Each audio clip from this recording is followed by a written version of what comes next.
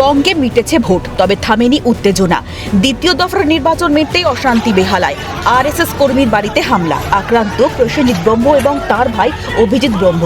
অভিযোগ, বুধবার রাতে হঠাৎই 20 থেকে 30 জনের তৃণমূল কর্মীর দল ওই আরএসএস কর্মীর বাড়িতে ঢুকে পড়ে। এরপর দুই ভাইকে ঘিরে ধরে বেধড়ক মারধর করা হয়। সেই সময় তাদের সঙ্গে থাকা কয়েকজন বন্ধুকেও লাঠি দিয়ে মারধর করা হয় বলে অভিযোগ। গুরুতর আহত অবস্থায় দুই ভাইকে উদ্ধার করে হাসপাতালে ভর্তি করা হয়। আহতদের মায়ের দাবি, তার ছেলেরা বিজেপির সঙ্গে যুক্ত নয়, তারা শুধুমাত্র আরএসএস এর সঙ্গে যুক্ত ছিল। তা সত্ত্বেও হঠাৎ করে পরিকল্পিতভাবে এই হামলা চালানো হয়। ওরা বুথ শেষ হলো, ভোট যেই শেষ হলো, ওরা ওখান থেকে এসে ওদের সাথে ঝামেলা আরম্ভ করলো। ওর সাথে একটা ছেলে ছিল, ছেলেটাকে চর থাপ্পড় দিল।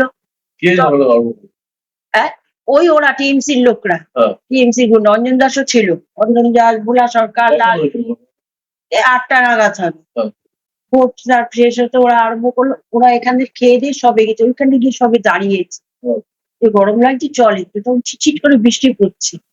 এই করতে না করতে তখন ওকে বলছে যে কেন চটটা মারছি, গরিবের ছেলে, কি দরকার।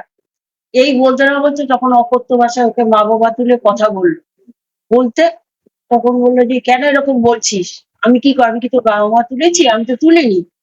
এই করতে আমাদের পেছন দিয়ে এসে ওকে লাঠি দিয়ে বাড়ি মারল। ঘটনায় বিজেপিকে কটাক্ষ বেহালা তৃণমূল প্রার্থী রত্না চট্টোপাধ্যায়ের। এক্সিট পোলের, আমার মনে হয় এক্সিট পোলটা দেখার পর ওদের উত্তেজনা বেশি বেড়েছিল। এক্সিট পোলের দেখে যদি এরকম উত্তেজিত হয় জনতা, তাহলে যদি ভগবান করবেন না, আমি জানি, কারণ ভগবান আমাদের সঙ্গে আছেন, যদি বিজেপি ক্ষমতায় আসে, তাহলে ওরা কালকে যে রূপ দেখালো, আগামী 5 বছর বাংলার মানুষ ঠিক সেই রূপই দেখবে। এ প্রসঙ্গে সংঘের পূর্বক্ষেত্রের সহ প্রচারক জিষ্ণু বসু বলেন, অত্যন্ত হিংসাত্মক ঘটনা, অন্য কোনো রাজ্যে এমন হয় না। এবং এটা সারা ভারতবর্ষে এরকম ন্যাক্কারজনক ঘটনা আর কোথাও হয় না। ঘটনাস্থলে পুলিশ বাহিনী মোতায়েন করা হয়েছে। ঘটনার তদন্ত করছে পুলিশ।